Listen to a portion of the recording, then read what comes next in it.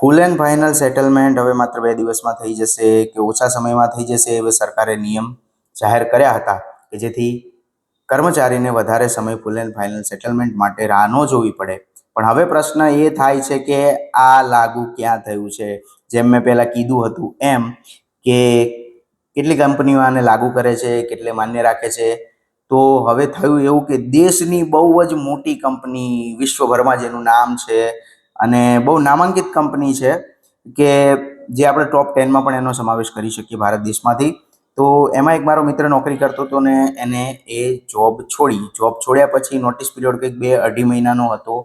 એ સર્વ કર્યા પછી એચઆરને જ્યારે છેલ્લા દિવસે પૂછે છે કે મારું ફૂલ એન્ડ ફાઇનલ સેટલમેન્ટનું શું થશે, તો એચઆર તરફથી જવાબ આવે છે કે 45 દિવસમાં તમારું ફૂલ એન્ડ ફાઇનલ સેટલમેન્ટ થઈ જશે.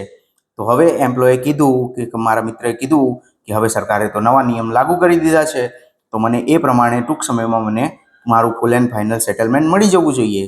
તો એચઆર કહે છે કે હજુ આપણી કંપનીમાં એ નિયમો લાગુ કર્યા નથી. તો એનો મતલબ એ છે કે સરકાર ભલે ગમે તેટલા નિયમો લાગુ કરે પણ પ્રાઇવેટ કંપની એનો ઉપયોગ પોતાના જે પણ મરજી અનુસાર જ કરશે અને કર્મચારીઓને ક્યાંક ને ક્યાંક તકલીફ તો પડશે અને પડવાની, એનેથી એમને કોઈ ફરક નથી પડતો. અને આમાં જોવા જઈએ તો કર્મચારી જાણતો હોવા છતાંય કશું નથી કરી શકતો, કારણ કે કંપનીને પણ ખબર હોય છે કે આ કશું નહીં કરી શકે. અને જો લેબરમાં તમે જાઓ અને ધક્કા ખાઓ તો ઘણીવાર એવું થાય છે કે કંપની તમને એમાં પણ લેટ કરે છે. અને એમાં પણ ઘણીવાર એવું થાય છે કે લેબર ડિપાર્ટમેન્ટમાં તમે જાઓ તો ત્યાંના લોકોને પણ એ કંપનીના એચઆરનો કોન્ટેક્ટ હોય છે અને એનાથી છે ને કામ જલ્દી તો થતું જ નથી. આ બહુ સિમ્પલ વસ્તુ છે અને બહુ સત્ય અને કડવી વસ્તુ છે. જો હું આમાં ખોટો હોય તો મને મારું ધ્યાન દોરજો.